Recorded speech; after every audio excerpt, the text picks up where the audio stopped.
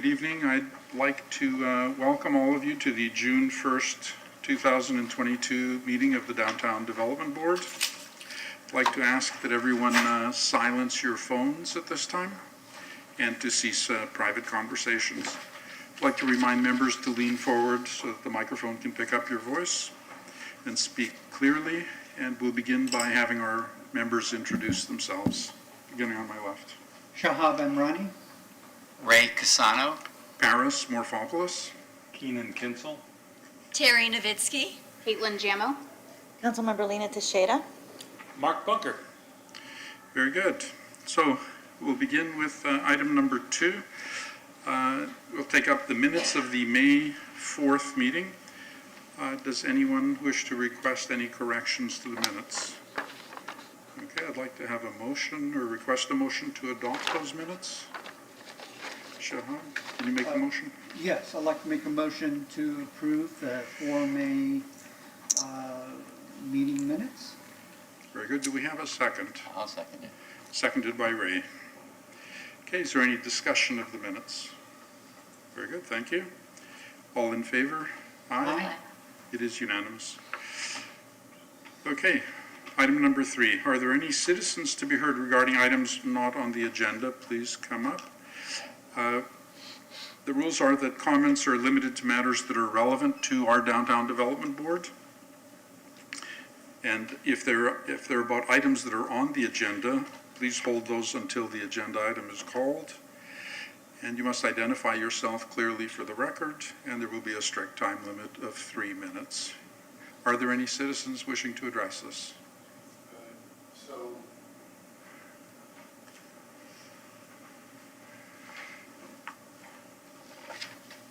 Christopher Brzezinski.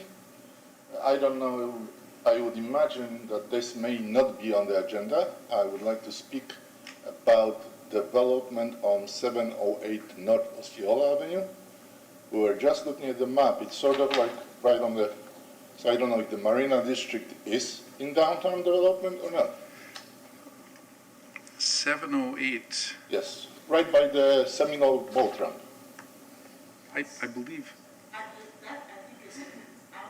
that's outside of the Downtown Development Board district. I think our district ends just north of Drew Street at that point. If you're north of Jones Street, it's just outside of the district. So it's neither on agenda or... It's not on the agenda and it's not part of our district. Thank you very much. Yeah. Welcome. You can come tomorrow night to the city council meeting. Okay. 6. 6 o'clock. Is there anyone else that wanted to address us?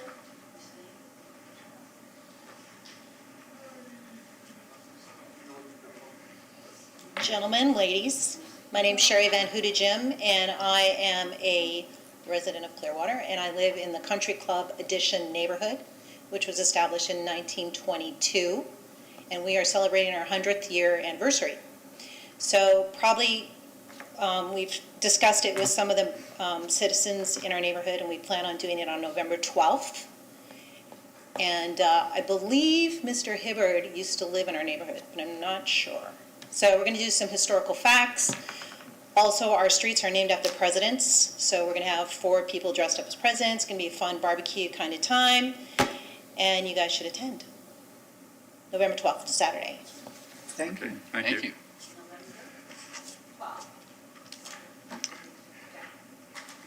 Hello, my name is Judy Bashar. I'm a resident of Clearwater. I have a production company with my partner, Zon, and I'm an international singer. I came from Israel, and in Israel I used to produce shows and events. And the reason I'm here today is because of the opportunity to create something amazing in downtown Clearwater, which is the Clearwater Downtown Talent Show competition, when we bring a lot of people, not only from the area, they can go from Tampa Bay or even, out of this country. We want to have celebrities. I'm not going to say the name yet, but we have celebrities that will be willing to come in order to attract people the moment that, of course, the City Hall will say yes. And we created a plan. It's all here. It's all in the mail. We will, send it to the right terminal. And the idea is to bring people every year to the Capitol Theater. We want to have 200 to 300 people submitting through a website that we're going to create. And then the best 20 will be in the semifinal at the Capitol Theater. And then the 10 finals will be as well them. So we are talking about 2 days in the Capitol Theater. And then, people will go out and they go to the restaurants, sit, have fun, and it will be like a cool place. We want to be, rappers. We want to bring cool people, celeb that will be the MC of this event. So, yes, that's what we want to do. Thank you very much for hearing me. Thank you. Are there any other citizens to be heard? I just wanted to make a point that the previous citizen that was heard, I was listening to them trying to determine whether it was relevant to our district meeting, and it wasn't really. Oh, sorry. Not yours, Sherry's. And just in fairness to the gentleman, I just wanted to point out that if I'd known it earlier, I wouldn't have allowed that. Apologies, I didn't know. Yeah, that's okay. So I was waiting to see if it would turn out to be relevant to our district before making the decision. Turned out to be very short, but not relevant to the district. Thank you. Okay, But thanks for telling us. Yeah. okay, thank you. So, Can I add something? yes, I think they're germinating a plan to do something there that ties into the downtown. So I invited them down to talk a little bit about it and introduce them to the CRA so they could further the idea to celebrate the 100-year anniversary of the neighborhood downtown. okay, So that's happening also.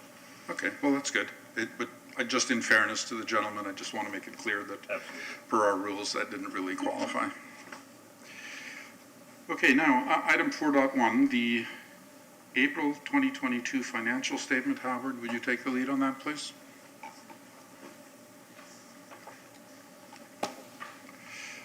Good evening, Board. Howard Smith, Business Assistant Administrator for the CRA. And let me pull up okay. In the month of March, funds spent totaled $19,805.77, which included expenditures for special events marketing grants, the Market Marie cost, holiday lighting, public meeting notice, CRA administration fee, property appraiser's fee, and the title collector's fee. The DDB ending balance for your budget is $496,037.79. And as of May 12, 2022, the DDB allocated $163,184.75 to their marketing line items. The remaining balance is, excuse me, I don't have on my glasses. Getting old here. $86,815.25. And as of May 12, 2022, the DDB allocated $0 of their business assistance line item, and the remaining balance for that is $200,000. And as of May 12, 2022, the DDB allocated $0 of their policy and project work line item, and the remaining balance of that is $27,550. And this is provided to you all in your year-to-date and annual budget that was provided when we submitted the outline for this meeting. Any questions regarding the DDB budget? Does anyone have any questions? No, sir. All right, are there any citizen comments? Okay. I'd like to request a motion regarding the March 2022 financial statement for filing. Motion to approve the April 2022 financial statement for filing. Thank you. Thank you, Caitlin. Seconded by Keenan. Okay, are there any points of discussion by anyone? All right, all in favor? Aye. Aye. Appears unanimous. Thank you, Howard. Now we'll go on to item 4.2, updates on downtown Clearwater parking enhancements and improved signage.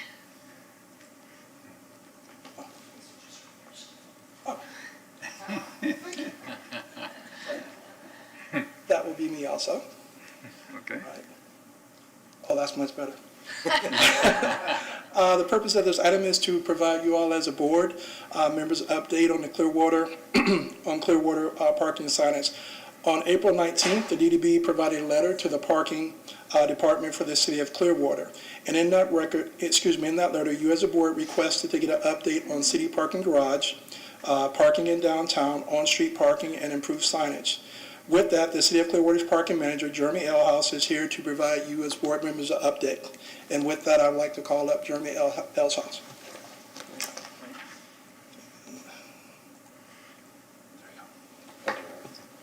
Good evening, everyone. Thank you for having me. I think that this is a great opportunity for us to share kind of ideas and let you know where we're at and kind of gauge where you guys feel we should be at, maybe. As Howard said, Jeremy Osceola, I'm this parking manager for the City of Clearwater. I have a little bit of a agenda here I wanted to go through with you guys. The first things that I have on my list here, we're going to talk about a little bit, is the downtown parking meters.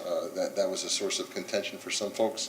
What the goal was there was to provide, now the old meters that were there, they had a software to them, so that they could provide updates, they could provide an accounting of what they brought in and that kind of stuff.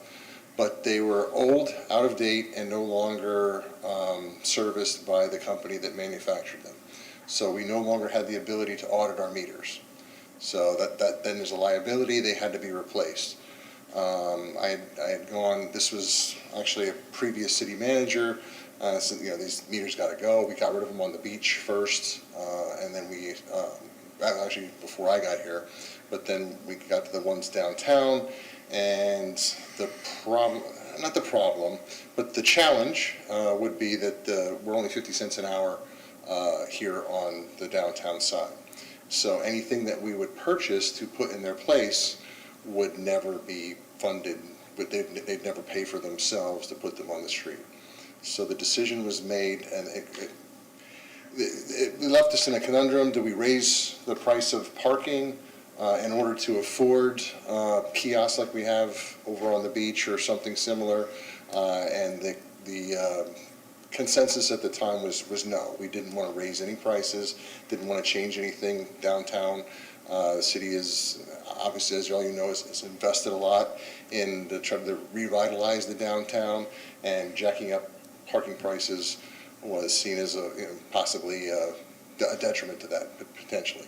So the plan was then to go with that Parkmobile only app, and those are the signs that are out there now. It was the cheapest option. It allowed us to keep the prices at status quo, what they were, and that went in. So we still ran into some concerns. I think we knew that we would. Some folks, I don't want to stereotype here, but usually older folks, they don't want to use technology or something like that, or put their credit card out. I'm not pointing any fingers. If you want to self-identify, that's completely up to you. But we looked into that, and so that's where we went. I did want to show a quick video here that kind of like... Looking for a smarter way to pay for parking? Download the Parkmobile app. The Parkmobile app lets you easily pay for parking right from your mobile device. You will even get alerts when your time is about to expire, so you can extend your time. You can set up the Parkmobile app in just a few simple steps. First, download the app for your Apple or Android device. Use your email address to create your account. To complete the sign-up process, provide your license plate number and state where your vehicle is registered. Then set up your method of payment. Once you've completed these steps, you are ready to start using the Parkmobile app. When you park at a Parkmobile location, find the zone number for your spot. It will be located on the stickers and signs that you will see around the parking meters. Next, select the amount of time you'd like to park in that spot. Confirm your information and touch the Start Parking button. In the app, you will see a countdown clock showing how much time is remaining in your parking session. You will even have the option to extend your parking session. Parkmobile, a smarter way to park.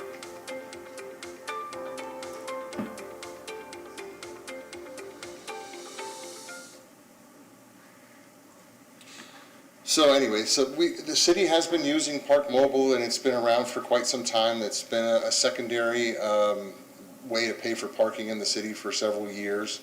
So we didn't just pick it out of the air. It was already in place. We were already using it. So it was the next logical step.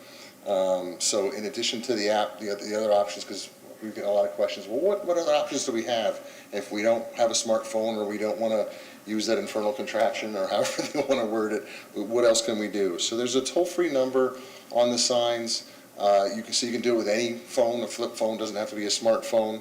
It still does require a credit card transaction to complete, but that's an option. There's also still free parking at the old City Hall lot and the lot next to that, to the south of that. I think we're still calling it the Pierce Street lot now, but at one point it was called the old CMA lot, just for clarity. The Garden Avenue garage has a kiosk in it because of the volume there, and we had put that in around the same time we got the kiosk everywhere else. The Garden Avenue garage has the kiosk, so the kiosk there still does take quarters, and it allows you to pay without a cell phone at all. And the lots around the courthouse, we have an agreement with the county. They're owned by the county. The city controls them for them, and we have an agreement with the courthouse. We're putting, there's 4 lots there. 3 out of the 4 now have a pay station on them, and the 4th one will soon. They're waiting on some delay in pouring a pad or something like that. So those lots around the courthouse will also have kiosks that will accept coins. So that's what we have currently right now. But I did want to point out that parking is constantly evolving. I mean, this is not just because it's what it is right now today. It doesn't mean it's going to be what it is, down the road. Obviously, we're all waiting to see what Imagine Clearwater is going to bring us. We're hoping an abundance of success all the way around for you, as well as the city. And so we'll have to take a look at that point. The plan right now is kind of no change up and until Imagine Clearwater is the construction is completed. So it's 50 cents an hour. The current status, the way that it is where it should remain. At least until then. Don't take from this, oh my gosh, as soon as Imagine Clearwater is done, we're going to jack up the rates. I'm not saying that. It's all to be determined, right? We got to kind of look at what the market looks like, how things are going, and make those judgments and those assessments at that point. Because we also have the development of the Bluff properties. Those went out to bid some time ago. They're back up, and the city is exploring the possibility of developing those properties as well. Again, that being the lot next to the library, the old City Hall, and the status of the old CMA lot is up in the air now too. Again, we got to be fluid. We've got to adjust to how things come at us and make those determinations kind of as things go. So there's also some exciting news. We're in the works for a new parking garage downtown with Imagine Clearwater being redeveloped. There was a lot of parking spaces down there. The old Harbor View Center had a ton of spaces. Obviously, those won't be there anymore when it's completed. So there's currently in the works. It's still very early, very preliminary, but a parking garage downtown to add another 500 and some parking spaces. Nice. So hopefully that'll be something that, it'll be something that'll be a positive or an asset to the city and to the downtown. I have a question on that. Yes. Do you happen to know how many parking spaces were lost due to Imagine Clearwater, and how many are in the plan to, like you just mentioned, there's 500 and some in the new structure that's being built. Are there other locations identified to supplement the loss of the spots? There are. It is part of the plan. I want to give you the most accurate numbers. I don't want to go off the top of my head and that parking guy came and lied to us. So I want to avoid that the best I can. I know that with the Harbor View Center, there was close to right around 500 spots down there. There are the way that Cleveland Street is now going to be a turnaround down there, there's going to be some parking there. Pierce Street, at the end of Pierce Street, there's going to be a parking lot, there's going to be some parking there. Again, I hesitate to give you the exact number because I don't want to be off, but I think with the addition of this parking garage that's being proposed and being looked into, we'll have more than have made up for any spots that we lost. And the other thing to keep in mind is there was a parking study done before I got here, but looking at downtown, and at that point, there is currently, as we stand today, there's adequate parking. There's enough spots for folks to find with the free spots and the Garden Avenue garage. The Station Square, the bottom floor of Station Square is open to the public as well. So right now there's kind of plenty of parking to be found. We all just don't want to be caught in a bad spot come July when the new Imagine Clearwater opens and they have an event downtown and it's like, we have too many people and not enough places to put them. So that's, again, that looking ahead, that kind of forecasting and trying to figure out, even if we don't have the garage built before then, there's other things we can do, remote parking lots, shuttles, all that kind of stuff. From what I understand, I've heard rumors of private property owners planning on, allowing people to park on their property, probably for a fee during events, and it's their property, it's their right to do so, if that's what they wish to do. So I think we're headed in a good direction. We're in a solid direction right now. We're in a solid footing right now, and we're kind of keeping our finger on the pulse of where we're going and projecting. But I can provide to Howard that exact number of where we are, just to kind of answer. So the plan is a net gain in parking spots? The garage will put us at a gain. Okay. And when do we forecast the completion date? Like the completion of the park is... It's very preliminary and it's too early to tell. When you're talking about the garage, right? Well, yeah, because Imagine Clearwater's July next year, right? Correct. So, and the parking structure is sometime after that? I would imagine so at this point, yes. Again, it's too early to say definitively because there's other things. I mean, there's not even a contractor. There's no contract in place. There's the land is actually at this point. There's negotiations for involving the land. So there's all kinds of things that could back it up. Okay. I'm sorry? I'm sure you get a permit for it by that completion of the Imagine Clearwater. I hope to be a little bit further than a permit, but we'll see. I mean, Okay, so we don't know. I'm happy. I'm glad to be able to share this information. I think it's exciting, but at the same point, I don't want to exceed expectations, or I'm sorry, not exceed expectations, but not deliver on expectations. Okay. So it's still very much fluid and evolving. That's good to know, at least. Um, You're also going to discuss signage? Yep. So I'd like to ask a couple of questions. Sure. Do you guys have an idea how much revenue comes out of the parkings in downtown as opposed to versus other areas of the city? I did a study about it when I first got here.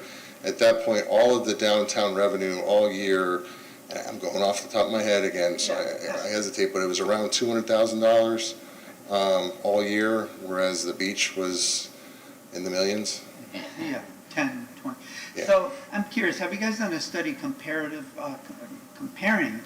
how does, let's say, Dunedin or St. Pete, how do they compensate for free parking to provide all around that whole area that the tourists arrive? So there's a lot of things that go into a parking plan. It's not just looking at like, well, what did they do? You've got to remember the purpose of parking, paid parking, is to create turnover.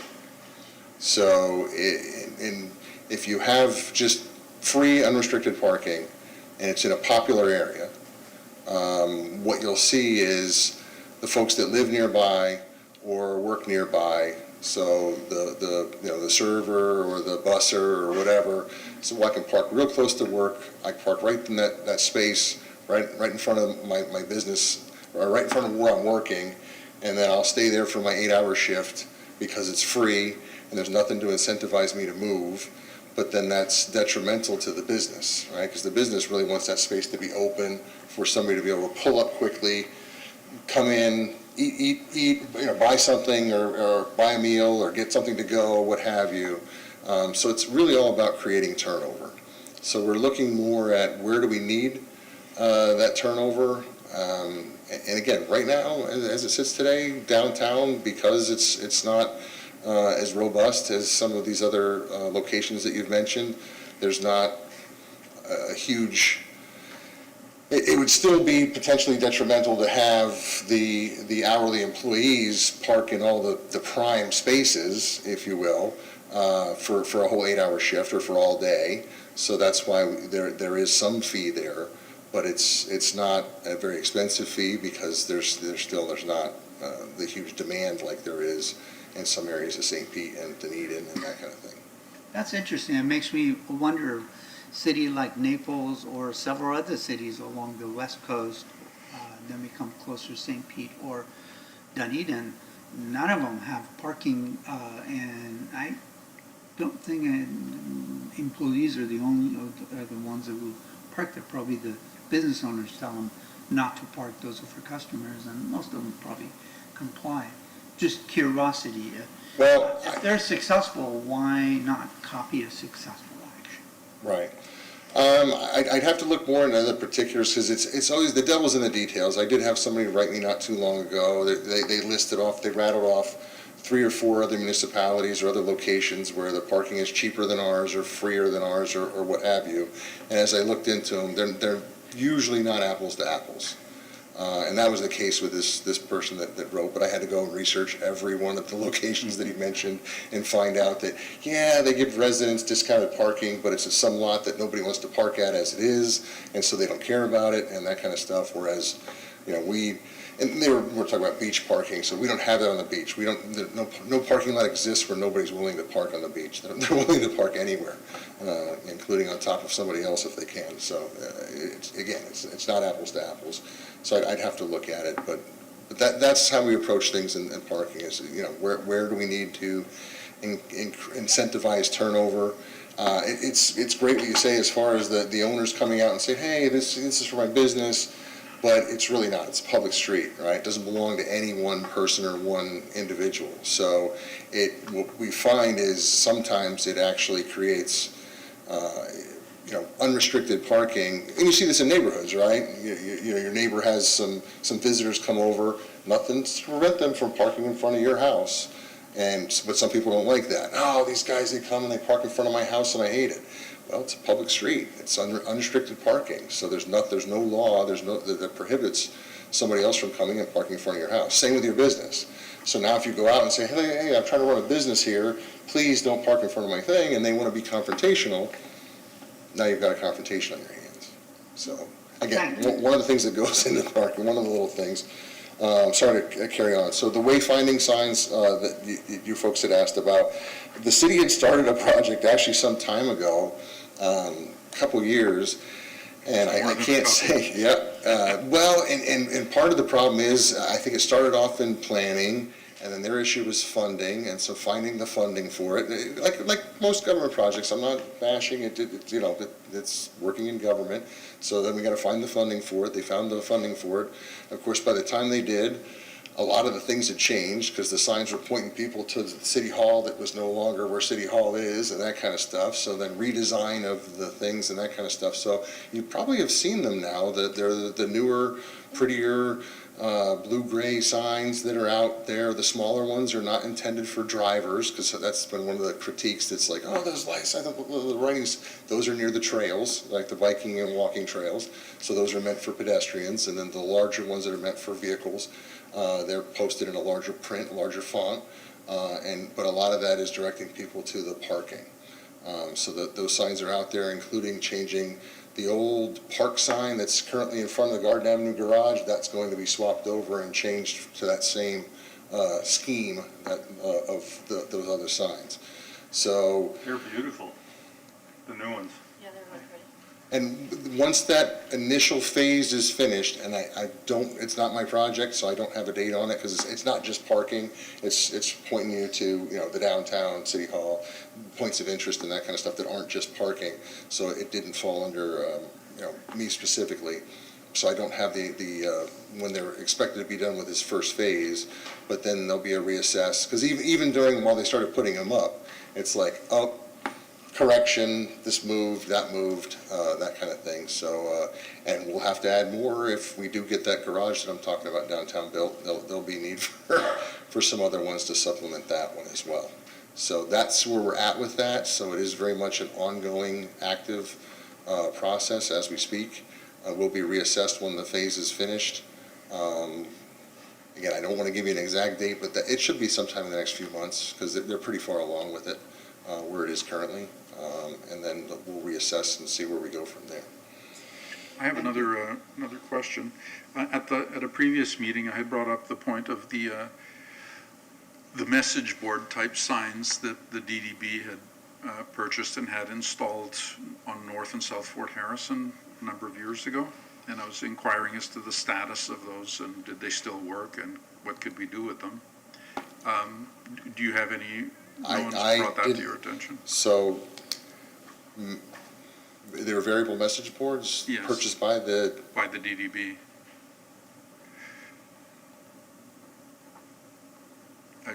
It wasn't part of your update today?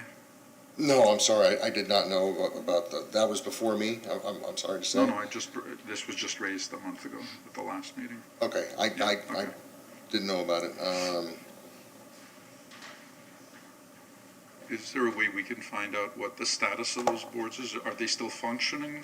Right, And I what made a can we do note, with them? and I'll forward that Howard, and Howard can communicate with all of you and let you know that. I'm sorry, I wasn't aware of that. That's okay. You should have been. informed. They're doing a lot of things these days, and again, I'm kind of going off on a little bit of a tangent, but there exists the possibility in today's world where you can have real-time communication of how many spots are available at this particular location in real time. And then you can communicate that with either an app or a variable message board. So I think as we move forward, I would, very much like to see something like that. But again, this is, conceive it today, plan for it. We're still talking, we're a little ways out, especially with building a new garage and that kind of stuff. That's all going to move up on the priority list, and that'll get moved behind. But I would really like to do something like that at some point, parking-wise, both on the beach and downtown, especially for when Magic Clearwater comes. Because then okay, we're planning on going to an event at the Capitol Theater or at Imagine Clearwater, and you can look on your app and say, oh, geez, the only place left to park is this parking garage or that parking lot or what have you, mm-hmm. and kind of direct your, plan your trip accordingly. And I just think that something we could very much benefit from, and something I'm excited about exploring. I'm exploring it now to hopefully do something in the future. They'll be racing to get to the spot. I can see it now. Ray zooming in right in front of me for that last spot. I live downtown. The guy with the faster Wi-Fi gets the spot. Yeah, exactly. Yeah. So the last thing I have on my agenda here, I wanted to talk with you about. You see it at Fort Harrison and Cleveland Street. We've changed around the parking some. We've added some short-term parking on the corners there. There's, I believe, all in total, there's 5 spaces. And I know that Eric is working on, they're going to do some kind of art program with those spaces to kind of set them aside even more. We had to follow kind of what's already authorized through like the Florida Department of Transportation and NHTSA, the national. So our signs are kind of based upon stuff that's already out there. We did kick around a lot of stuff. Eric had a lot of great ideas and fought with us on some and that kind of stuff. The problem is that there's not really a universally accepted terminology right now for those Uber Eats, DoorDash, all that kind of stuff. So to put this kind of parking only, it just didn't exist. So to make up a sign that would confuse some people just wasn't really something that we wanted to be the flag bearer on. So that they're more traditional signs as far as short-term 15-minute parking. Which is good, because we don't want to just give Uber Eats the good spots. Well, right, and that was the other problem too, is like we couldn't pick one, right? To Food the detriment. delivery, Yeah, I don't think so. They can walk too. Well, I have a question about, prior to the change, there was a turning lane and the traffic lane, and that traffic lane would be taken up by a semi-trailer whenever Starbucks got deliveries. If those parking spots are taken, where does that semi-trailer unload? Well, see, I mean, we That's the did, traffic lane. we did put those two spots there, where, you know, the direction that semi-trailer usually comes. But there's, we don't have, we made a loading zone there next to the Starbucks that they can use when it's open. Unfortunately, when it's not open, they either have to circle the block, legally, unfortunately, I think probably they're gonna park wherever the heck they can, and we're gonna have to, you know, we might have to fight with them a little bit. That's just the nature of, you know, a delivery person's just trying to get the job done, and you know, we don't wanna be detrimental to the businesses and go out there and, you know, cite the guy constantly and that kind of stuff and create some kind of a situation where it's very, very adversarial. But the reality of it is, you know, we closed off a lot of parking on Cleveland Street, and we've added some there, some temporary short-term zones to kind of, already. It didn't go up immediately. That was the last sign to go up, but that's how it's supposed to be. Because I operate a retail business downtown, so I'm very, very familiar with the impacts of city decisions on parking and things like that to our business. And one of the things that frequently gets overlooked is if a business sells things, it needs to get more of them. And if it's not in the parking planner or the city planner's mindset to think of where are they going to park, you're going to run that guy out of business if he can't get deliveries. Right, well, and that's why They we need added to be able to get deliveries somehow. That's why we added these spaces, so that there would be something there. Before there was nothing, because technically pulling over the way they were was illegal as well. So at least we've now But I given don't know them, that the parking spots solve that problem. Is it a certain time of day that it becomes a loading zone? no, it's a loading zone all day. But it has to be vacant when they arrive. Yeah, that's true, that's true, but it is a 15-minute loading zone. Okay. And if the sign's not there, it will be. I thought that they put those signs up for, it is there, okay. It is there. And it wasn't originally, the other three went up first, and then they put those two. 15 minutes really isn't enough for a semi-trailer to come in and Okay. unload and. Thank you for bringing that up, because I did want to address that. As far as how we're going to enforce. So we put 15 minutes so that it was clear that this is intended to be short-term, so nobody would be tempted to like, well, I'm going to go there, I'm going to sit down and eat, and I bet you I can do it in 17 minutes, and the chances of me getting it, no, we wanted it to be like, no, 15 minutes is meant for those short-term, turnaround, quick in and out, that type of thing. So that's why we made it 15 minutes. But as far as, we're not looking to harass the large delivery truck that's got to open the tailgate and bring the thing out and load up a cart or whatever. So that's not the intent of that, and it's not our plan to do so. It's if they're actively loading and unloading, it's not going to be an issue. Really, the 15 minutes is going to be for those cars that pull in. Now, probably the majority of them are going to be, from what I've seen so far, is they're running into Starbucks. And you can get it, usually, I think, you can get a Starbucks in 15 minutes, so no harm, no foul, no worry. But, Okay, well, let's move on. We've had enough time on that. Yeah. Yeah, okay. all right? That's enough. Any other questions? Thank you. No, I'm good. Thank you very much. Thank you. Thanks you for that. having Very me. informative.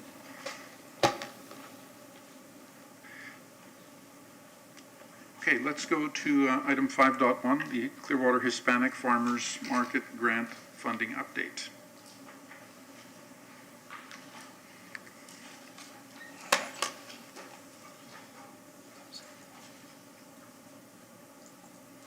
Howard Smith, Business Assistant Administrator for the CRA.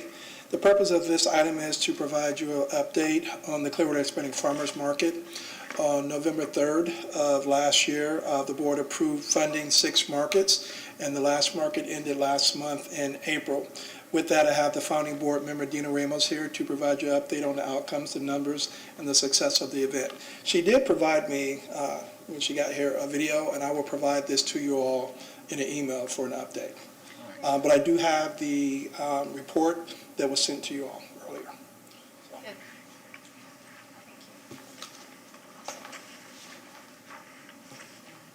Oh, this is cool. Hello, everyone. Hi. Hello. Hello, everyone. So like Harold said, my name is Dina Ramos. I'm one of the administrators of the Clearwater Hispanic Farmers Market. And I'm here to give you the year-end report. I'm excited. And but first, I prepared a brief description of month by month. But I wanted to say thank you. I'm really, really grateful. All of us are. And we received a lot of feedback and a lot of great stories with children and families and single mothers. And so it was a great experience. It was an amazing experience. And one that we believe we want to repeat. We want to continue. And so it was exciting. So thank you, all of you. Thank you. And so if you have your report, I hope you do. Like Howard mentioned, we signed the agreement on November the 3rd for the next 6 months.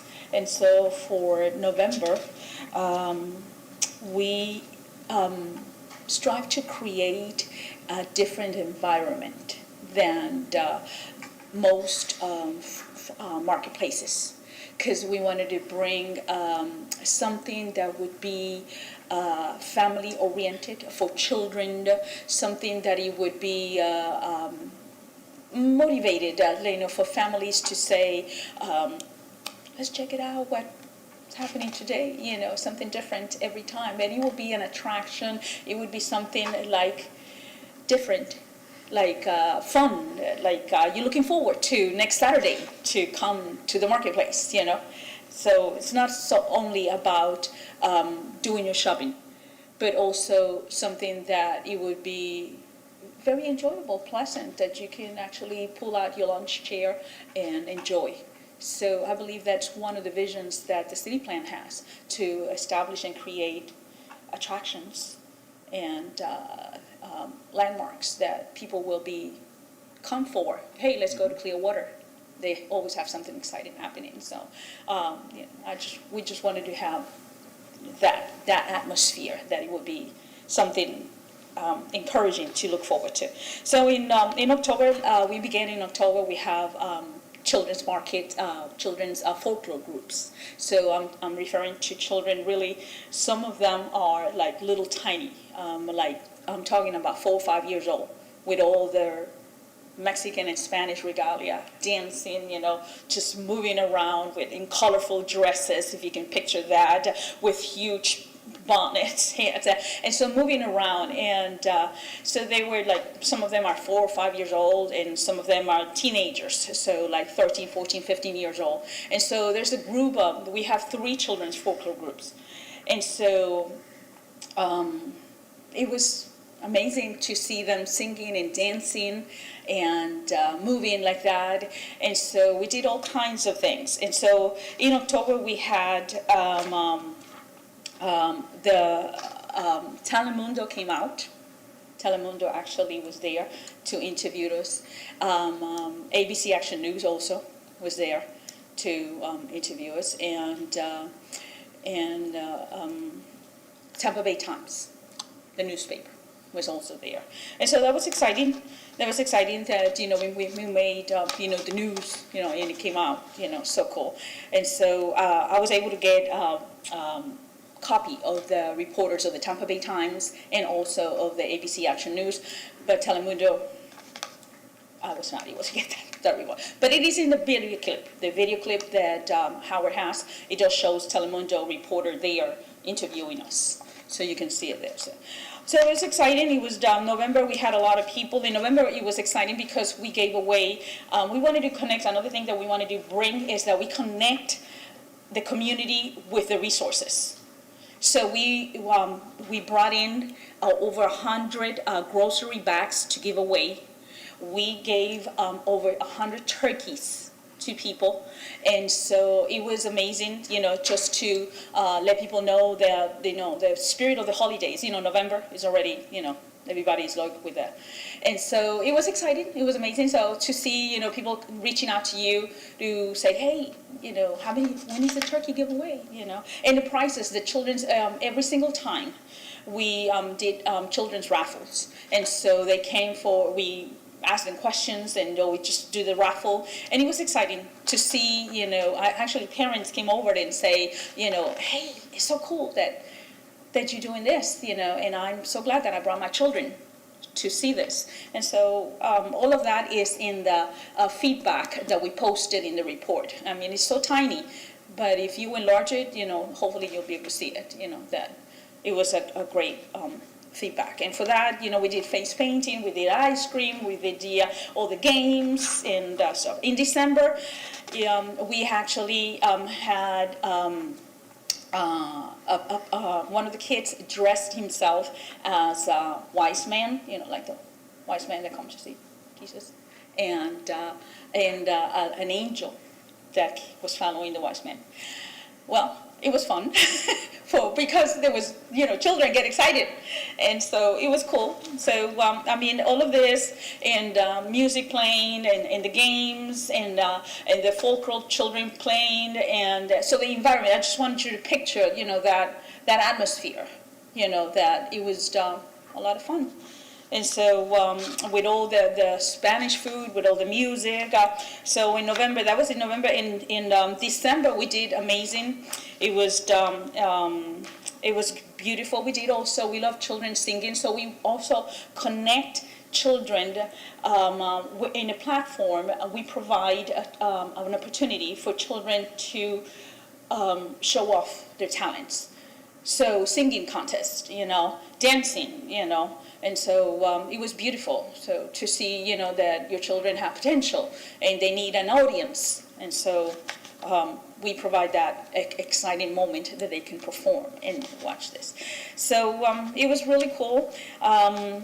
We had the animal sanctuary. So another thing is not only to connect the family atmosphere, but we wanted to provide the resources. So the animal sanctuary was there. The Tarpon Springs Animal Sanctuary was there, and they brought the alligators, and parents were making a line to touch the baby alligator and the dragon and things like that. So there's also pictures in the report that you can see the children, making a line, just to get a picture. So we connected the resources, like, for example, the orientation, how to start up a business. It was short, it was 1 hour, but we had like giveaways to sparkle or just encourage people to come around and stick, so they can listen to the presentation, and how to provide information. Where do you go? What are resources? Where do I research? Is it in Spanish? Is it in English? Where do I apply? And so all of that, it was brought over in the business orientation. And like, for example, that was what by Prospera business that they did. So we brought all of these resources to the atmosphere to connect the resources with the people. So a lot of times they don't know. A lot of times they just don't know that they exist, that they're there. And so we have this ability to, for example, we already reached out to the Children's Museum, and they already said, yes, they will be coming. And so there's a list of resources that we have connected with, for single mothers, to bring their craft, to provide a way that they can have an extra income and things like that, and motivate. So all of those resources. So we provide the platform for the children, we provide the atmosphere, the family orientation, to motivate them. We provide, the connection with the resources, and so we build that. I believe is like bonding, you can say, I believe that it was bonding. That some of the, for example, I have a family that they build woodwork, and they have always built woodwork, amazing, beautiful woodwork, but he had never stepped out of his garage. So he came to the marketplace, and people were placing orders, and his income is booming, and he's doing amazing. So real quick, I know the time is short. If you turn to the page where it says media mention, there's a huge list of all the places that we reached out to announced in market, advertise the place. So it was amazing. We have people from Canada that came over. Actually, there's a lady that said Kelly is also in one of the copies that we posted in the feedback. She kept on calling because she says, I want to go, it's my anniversary. I want to make sure that I come to Clearwater and watch this. So we have about 6 or 7 of her reaching out messages to us, because people from Canada, people that, from Safety Harbor, people that are coming from other places. Actually, Safety Harbor reached out to us and says, how can we put together Hispanic marketplace like you guys are doing? And so it was. Ms. Ramos? Yes, sir. This is more detailed than we actually need on a month-by-month basis. We Okay. still have quite a few agenda items to go through, and I don't want to take up everybody's time or delay it unduly. If you could just sum it up for us. I think we all got your presentation, which I read through with interest, the thing, and there's a lot of good data in it. Thank And you. we're very impressed with it, but if you could sum up so we could move on. Okay. Thank you. Yes. Thank you. Okay, very well. Well, just the social media analytics, it shows that we reached out over 20,000 people, and the Instagram. So I think that's very impressive. And so all the media, all the feedbacks that we have received, it was just overwhelming. And we are proud that we are here. And I think that Pinellas, according to the research that we have done, Pinellas County has one of the biggest Hispanic populations and concentration of Hispanic populations in one particular area. And so I think it is really good to have cultural events that is reaching out to the minorities or to the different ones, not only Hispanic, but if we can get some other ones. That's right. It's amazing. We are proud, we are thankful, and we are excited to continue for the next year. Well, we're very grateful to you and all of your volunteers for Thank you. the efforts you made in putting this on. I think it was a very good success. I'll tell them. Thank you very Thank you so much. much. Thank you, everybody. Yeah. Bye-bye. Okay, now we'll move on to the next item, the Tampa Bay Ukulele Society.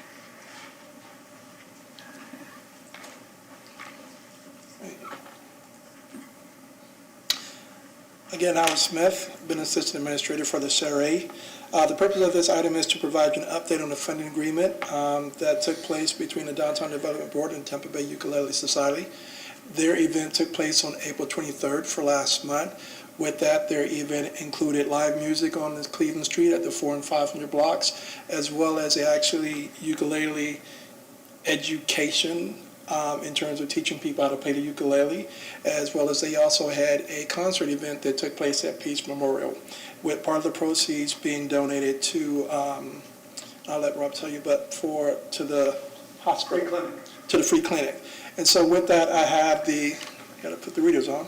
I have Robert Robb, the event coordinator with the Tampa Bay Ukulele Society, here to provide you an update. So, you go this one, just click that, and then it will go through. Thank you for writing me in on the agenda. And the purpose of this presentation is to, number one, thank you for your support, and also reinforce that your money was well invested, and also to recognize the team from the city and also from the DCMA, Howard and Eric and Sheila Neisler, Scott Sousa, Mike Mastriano from the DCMA. We were able to pull all those together. Without it and a year's effort, it would have been difficult to accomplish. And as we can see, the main objective of everyone that's here is to bring thousands of new visitors to the district. And we hope that we did that with fun and entertainment. We know we drew the numbers. We think we have opened up some avenues. One we wanted to do was to meld all the goals of the DCMA, of T-Bus, of the DDB, and pull all of those together to accomplish all the objectives in one festival. We didn't coin the word edutainment because it is in the dictionary, but one of the things that we brought to the table that we thought was unique and that got a lot of attention from the city and from the media was the ukulele lessons. I don't know if any of you took them. Several people from the church did, I know that. But all of the classes, we had 3 in the afternoon, all of them were booked. What most impressed me was at 3:15. I figured there'd be no one there. It was a wonderful day, but it was warm. And they were waiting in line for the 3:15 class. We probably could have done 1 or 2 more. And that was an eye-opener for us and reinforced that adding that element to it was key. The advanced ukulele lessons that were curated by the 2 international stars were also sold out. And we were, again, thrilled with that. We used the church as a venue for that, and it worked out marvelously. The entertainment on the street, we got rave reviews on. Even the artists that were appearing at night insisted on doing 2 sets in the afternoon once they saw that there were a good crowd that would appreciate it, and that added a tremendous amount to the day. We think we drew thousands of, we're estimating between 2,500 and 3,000 based on the feedback from the merchants. We felt we drew that to the district. I'm very familiar with just about every event down there, and it's at least as many as I've seen, and obviously without a scientific study, it's difficult, but and I may have a jaundiced eye, but to me, even at 9 o'clock at night, it was more than we normally see. Again, the way we attracted the people for the lessons was we visited every school. I didn't realize there were that many private schools in Clearwater, but I know now, and addressed every music teacher and left brochures and literature. We saw several of them there, and they brought their most recalcitrant students, and they were waiting in line, and they all came over afterwards and said, thanks for stopping by. So we were, again, thrilled with that. The other thing we did was we visited all the senior centers, and there was a large number of seniors that came down and very studiously took the lessons. Our marketing approach was a little different. We decided to take a soft approach as opposed to trying to force feed the ukulele. We knew that when people got there and they heard the instrument and saw the artist that they would be impressed. Case in point, your city councilor David Albritton, who's a guitarist, he came down, he heard it, he immediately went to Sam Ash and he ordered a baritone ukulele, and they gave him a personal tour at the Luna factory over in Tampa. So, and he even said, I didn't realize how versatile it was, and he's incorporated into his retinue. But what we did was we had the merchants. The whole theme was you're invited. You're invited to the district. You're invited to the 400 block. Oh, is this moving along? Doesn't seem to be. But we do have Oh, you got it there, okay. I thought these, oh, there it is. So the whole theme was that it's the merchants who collectively were inviting you to the district. And we highlighted 400 and 500 block. We highlighted the free parking. And each of the merchants gave a special offer. So it was them inviting people, and it also gave us a way of measuring the traffic to the merchants. As you can see, Tequilas did an appetizer offer, and interestingly enough, they did over 300, and they did as many before we had the concert as after it. So people did leave and go back to the district. So we introduced the words, as you can see, and it was all in the intent for future positioning that the district is the key word. And as I think I said when we presented here, I'm very brand conscious, and that is the brand that we highlighted. As you can see, we literally tied in everyone that was in the district and a few that were outside. With our reception, they were hosted by all the different merchants. We even tied in the Marriott Residence Inn and the Jolly Trolley. And again, as I said, we worked closely with Catalyst Marketing, who are the marketing people, Sheila Neisler, for the DCMA, and N&M Communications with the pro forma. So we involved as many as we could. Again, the best advertising that you can't pay for was the advertising in the news media. We were thrilled to get the amount of coverage that we did in the Tampa Bay Times. And if you look closely, everyone's led with the word downtown Clearwater. And if you go through the articles, they'll all say district. And this happened by a chance meeting with the editor at a Christmas party, who I gave her a downtown Clearwater 101 course. And from then, it piqued her interest, and they hope to do more in the future. The other thing was, we got 2 major spots on the Channel 8 and Channel 10. And again, if you'll have the electronic version, you'll see in each of these that the word downtown Clearwater and district is used on almost ad nauseum, and they realized that was the key. We had a lot of radio coverage. We had a very robust website. We got about 3,000 visits just in the last month. And an interesting statistic is, as you see on the day of the event, is when the traffic peaked. And we're told we relied on the city and DCMA for the social media, but to the Clearwater patch, we got 76,000 impressions. As you can see here, we just emphasized that it hit that. So the whole idea was, we're looking, obviously, not for one event, we want to do future, but we knew we had to build the marketing teams to do it. And the keys were the development board. As you can see, we have commercial sponsors, and obviously it was highlighted in just about everything we did that the Downtown Clearwater Development Board, obviously, and we couldn't have done it without your assistance. The concert, as we said, that the reason we did the concert was that we knew we could pull people before and afterwards. Interestingly enough, I know she had to leave, but we highlighted the concert. We kicked it off with the most amazing rendition of America the Beautiful by Judy Bashar, who was here. And people still talking about it, that every hair on your head, if you had any, stood up when she finished that. It was really quite dramatic. But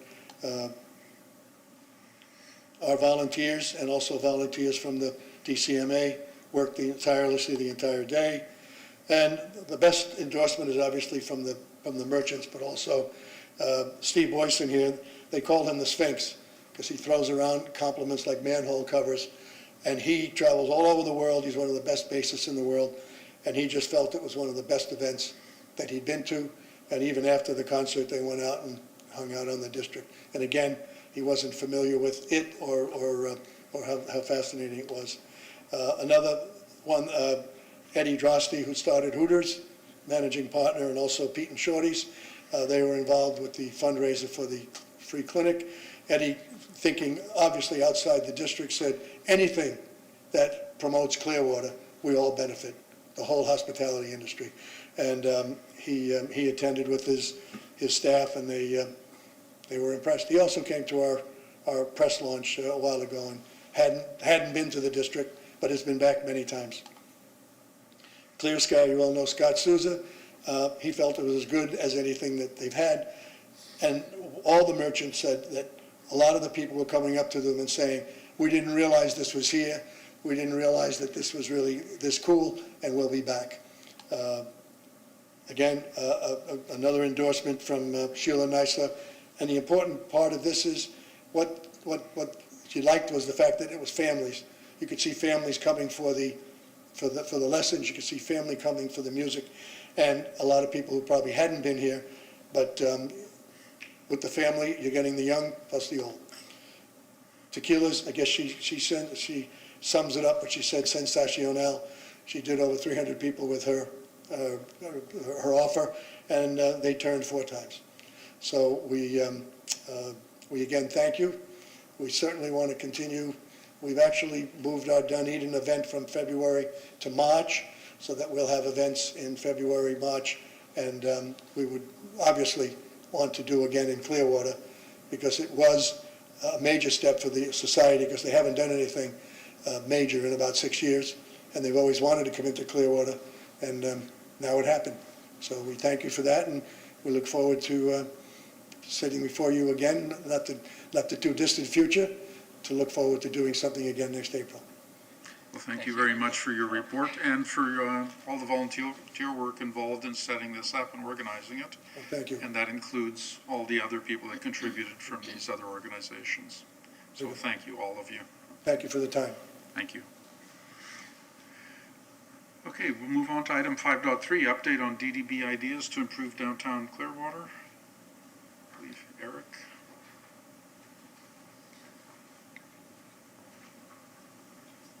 Hello, Eric Santiago, CRA, PR and Programs Manager.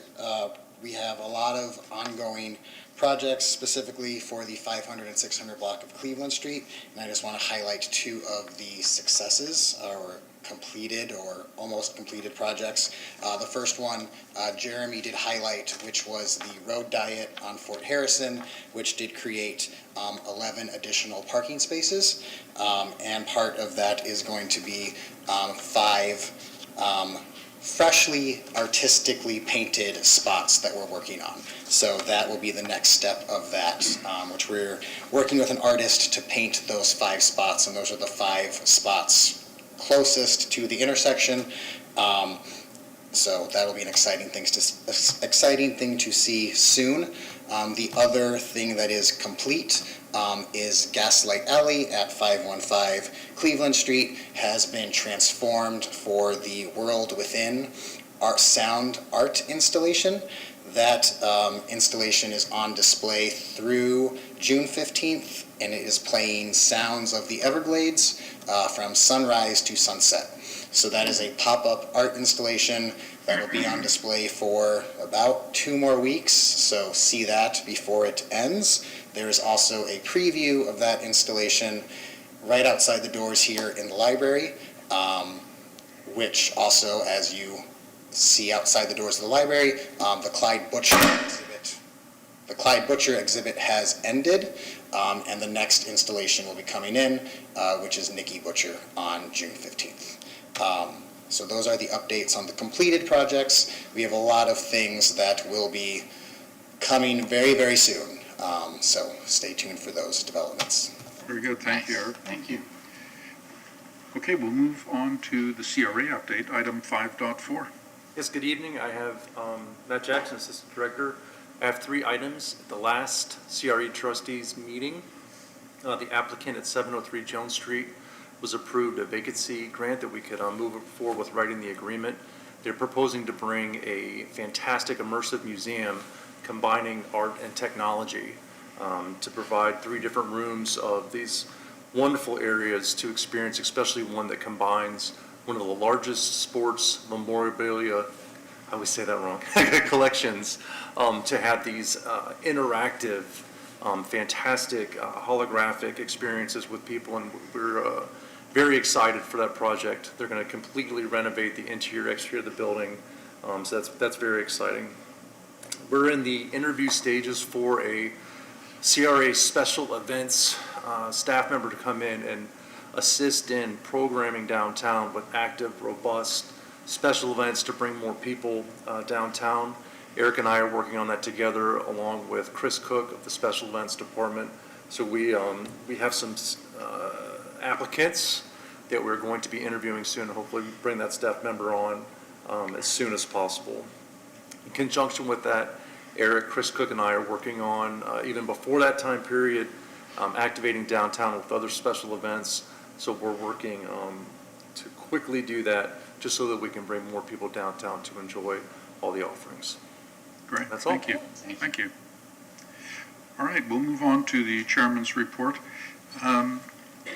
There's a few events that are happening. One of them was just mentioned, the World Within in Gaslight Alley is going to be running through June 15th. The Market Marie will be on Saturday, June 11th. That's at Court and Myrtle.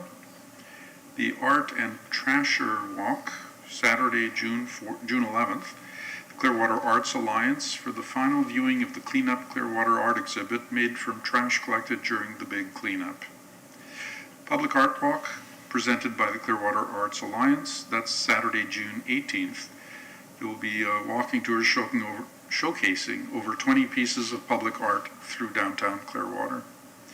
And the art exhibit that was mentioned, it's called Daydreaming, Nikki Butcher's hand-painted photography. It opens on June 15th at the Clearwater Public Library, and that is free to the public. I'd like to welcome all of you to attend as many of these as you can. There's a full calendar of events at www.downtownclearwater.com. And I just wanted to mention one other thing. I had a very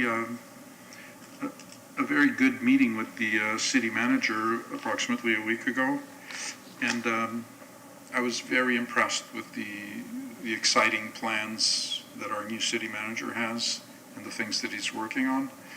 And we discussed things like Imagine Clearwater, and I provided some input on my ideas on what I thought was important to incorporate into that. And my comments seemed to be well received. I'm not sure anybody's going to act on them, but they were well received. And I'm also very excited about some of the news that I heard about, things that we'll hear more about over the next month or two. So I just want to let you know that I was very impressed with the meeting, and I believe that our city is in good hands. So now we'll commence board members to be heard, beginning on my left. First of all, I'd like to thank the entire CRA staff, and our beloved attorney here, as a great support for us. I've been on this board about 2.5 years, and quite a bit has been achieved, which is wonderful. I'm very happy to see how downtown has come to life. Obviously, City Council has had something to do with it also. Thank you, guys. Great city manager has been hired, so the future looks very bright. So maybe we should buy some sunglasses to give out to people in downtown, because the future is going to be very bright. I agree with everything Shahab said. You can just feel the difference. I live down here in Station Square, so I'm right in the heart of everything, and I just love what's happening. And again, like Shahab said, I appreciate all the backup we get, because I think things are moving a little bit quicker now. I've been on the board, gosh, maybe 5 years, and this is the best I've ever felt about the downtown, so I'm real happy and thank everybody that's done their job and going to do their job. I know it's a few days late, but I'd like to thank Matt and all the other servicemen out there. Memorial Day was just a few days ago. For the service, I was fortunate to be born for less than $5. I was a Navy brat, and my dad reminds me of that every year on my birthday. That was the cheapest birth of the family. But in celebration of that, my dad's 85, and I just wanted to say thanks to him. He was a Vietnam pilot, lost his best friend there, Top Gun, and aviator. And in fact, in the movie, the first movie of Top Gun, Pete Mitchell, the character, they talk about his father, and that was basically, my dad was on the Oriskany and all that. So we had a nice moment watching that with the family the other day. But the point is that he's in town and he's doing talks on his career. And my sister sent over this, they mounted his uniform and all his badges and all that stuff. And so he's actually quite good at direct sales. So we've been doing some seminars, and I'll be promoting that a little bit, because it's nice to have a veteran like that around sharing his experiences. So anyway. I want to say thank you to everyone for all the nice projects that we heard about. I look forward, I know last week the city manager said that he was going to be partnering. He looked forward to partnering with us, the DDB, and I look forward to that, because all of these projects that we heard about this evening are on the horizon. It's, I think it's very important that we partner to help push that along and help in whatever capacity that we can, and we have a lot of money, so we definitely can help, move those forward. So I just want to say that I'm thinking of that, and I'm looking forward to that. I reiterate what everyone said thus far. I want to focus and show appreciation for the 2 recaps that we received today. Those were wonderful projects, and thank you so much for all the effort you and your volunteers put through. One, I want to thank you for the analytics you both provided in terms of your recaps. That's always really helpful, just in terms of, for some folks who are looking at how many people were touched and that sort of thing, so that's really helpful. But 2, I really appreciated from both of your events the encouraging, like a welcoming environment. The You're Invited theme, I think, creates a very in a welcoming environment. And as well, I agree with you, ma'am, in terms of having events that are really focused on increasing diversity, and increasing diversity within downtown Clearwater are extraordinarily important. So thank you both for your welcoming events. For years, I've been accustomed to and I've seen small organizations, city departments, organizations like the DCMA, doing a grassroots, boots-on-the-ground efforts for the revitalization of downtown. But now, I'm so thrilled to see a macro kind of effort. We're in negotiations with Ruth Eckerd Hall to manage the amphitheater. It's becoming reality. We're going to now engage in choosing the bluff development. So these are big-scale efforts to complement all the hard work that all the grassroots efforts have been done in the last few years, and I think it's about time, and I'm very excited about it. I'm also very humbled and touched to have been part of the raising of the pride flag in the municipal building today. This is something that was quite an emotional event for people like Steve from the Pro Shop. This is something that touched him deeply, and it was wonderful to see, something that the gay community has wanted and wished for many years. And I would like to continue, and I am working on celebrating other groups and celebrating diversity and inclusivity. So a lot of exciting things, a lot of momentum, and I'm very excited. And I'm sorry I wasn't able to make it to the flag raising today. I had another meeting to attend at the same time. And I also have to say how impressed I am with both the Hispanic Farmers Market and the Ukulele Fest. And I'm thrilled that the events have been successful. I hope they continue to grow. And at a future Ukulele Fest, I would love to see my favorite ukulele performer, Janet Klein. So hopefully someday she can make it here. That's it. Thanks. Great.